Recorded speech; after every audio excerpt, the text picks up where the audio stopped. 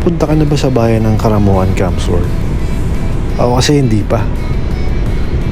Buti na lang at naimbitahan sumama sa rides. Today Sunday, medyo cloudy. Actually, umaambon pa nga nung umalis kami ng Naga City. Sa rides na to, pupuntahan namin yung sentro lang mismo ng bayan ng Karamuan at kung saan sumasakay yung mga turista if they would go on island hopping. From Naga City, it will take more or less 3 hours papunta sa Karamuan. Of course, depending on the traffic and sa speed mo kung gaano kababilis magpatakbo. Sinimulan ko mag-video at mag-document ng biyahe sa bayan ng Lagunoy. Pero before ka makarating sa Lagunoy, dadaan ka muna sa 4 na bayan. Pili, Ocampo, Tigaon, Goa at San Jose.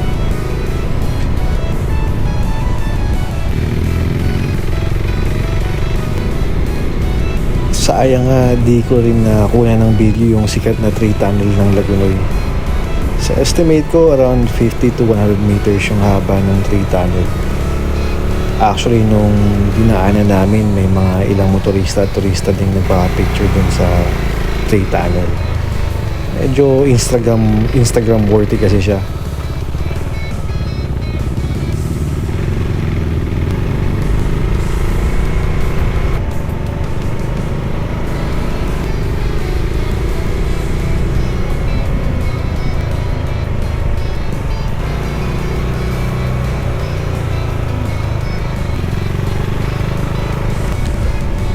Sobrang ingat ko magmaneho dito kasi bukod sa unang beses ko palang madaanan ng lugar na ito, majority ng roads ay twisties. Paliko-liko, left and right. Kung nakasasakyan ka nga dito, for sure mahihilo ka eh. Marami ding blind curves, kaya dapat alerto at maingat talaga. Delikado eh. Takbong pogi lang lagi dapat dito.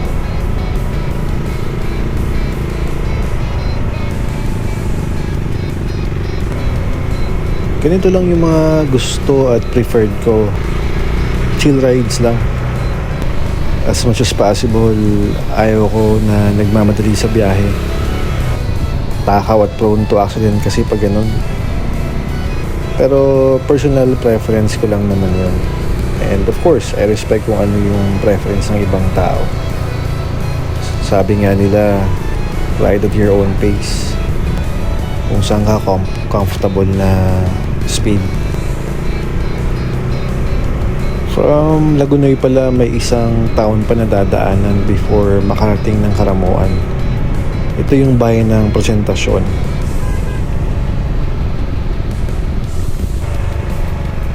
Sa video na to, hindi mo masyado ma-appreciate yung ganda ng daan. Pero sa personal, panalo.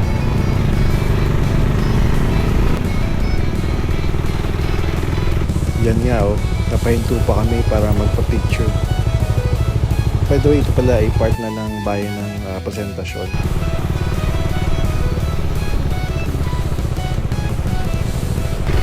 Walang katapusang twisties, uphill, downhill at blind curves. Pero refreshing and scenic yung daan. Yes, medyo delikado at kailangan ng dobleng ingat. Pero solid din naman yung mga tanawin.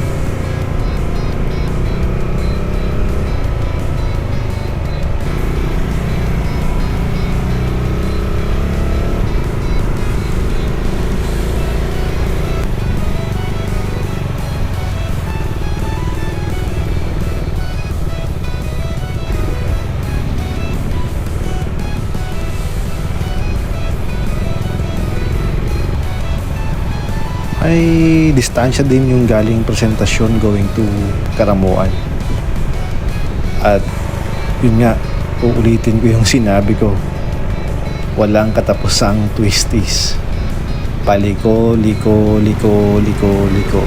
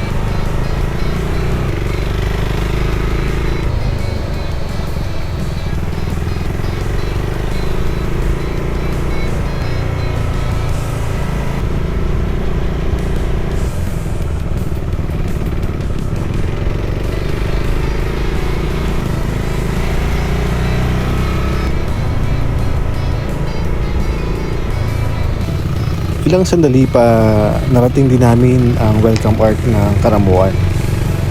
And syempre, di mawawala ang documentation.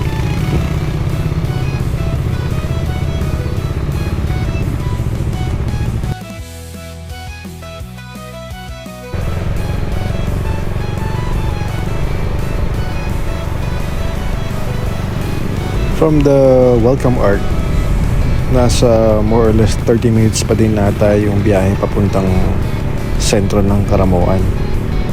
And of course, the never-ending twisties pa din.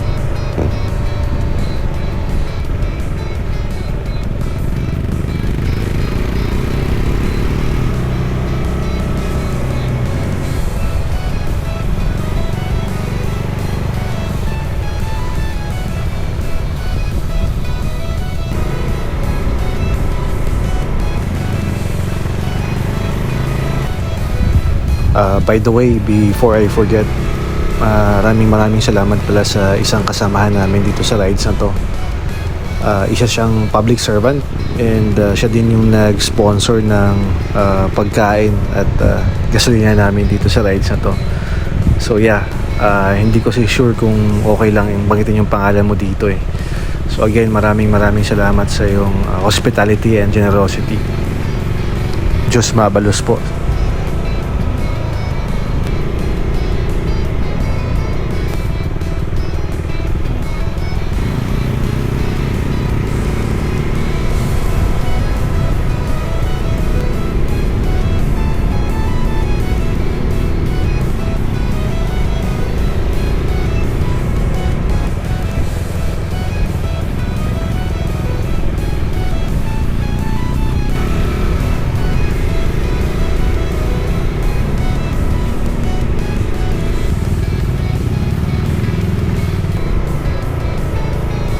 Ayan, sa wakas may konting diretsong daan din. Mayroon ding straight line. Naubos na yung kinain kong breakfast dun sa paliko-liko eh.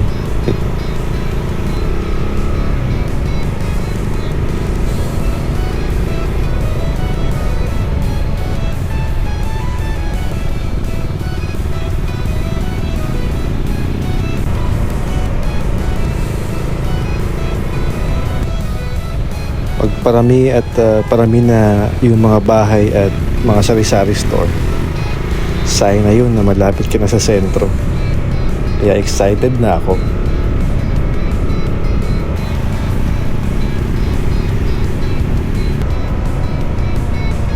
See? Ilang saglit pa narating na din namin ang sentro ng Karamuan. We went straight to the church. Historic yung simbahan. Halata naman kahit sa build niya. Hindi pintura yan yung kulay niya. It's all natural, made out of stone and clay. It reflects Spanish colonial architecture. Ganon yung vibe niya. The church was built in 1619.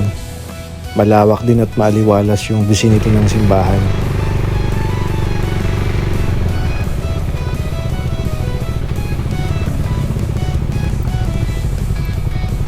From the church, pumunta kami sa isang sikat na lugar sa Karamuan. Ito yung Hanopol Dam. Mga 10 to 15 minutes ride lang ito mula dun sa sentro ng Karamuan. Breathtaking din yung Hanopol Dam. Sarap din tumambay pag summer dito. May mga balsa at kayak din that you can rent if trip mo ang adventure.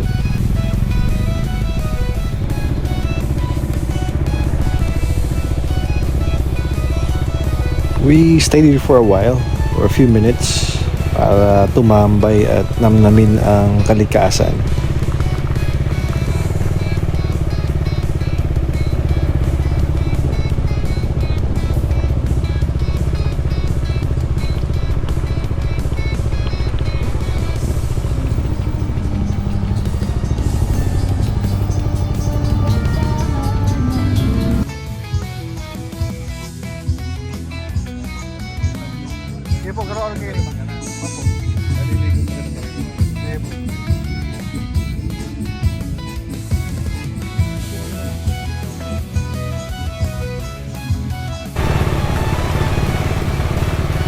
nakaramdam na kami ng gutom at nag-crave kami ng seafoods. So naghanap kami at yun nga, at napagdesisyonan na pumunta kami dun sa lugar kung saan doon sumasakay yung mga mag-island hopping. Di ko na pala na document yung pabalik, same lang naman kasi yung dadaanan. Overall, worth it naman yung halos buong araw na rides. Lalo na nakating na naman ako sa lugar na hindi ko napuntahan. Gabi na kasi nung nakauwi kami sa rides na to. So yeah, until our next rides, keep riding and keep safe.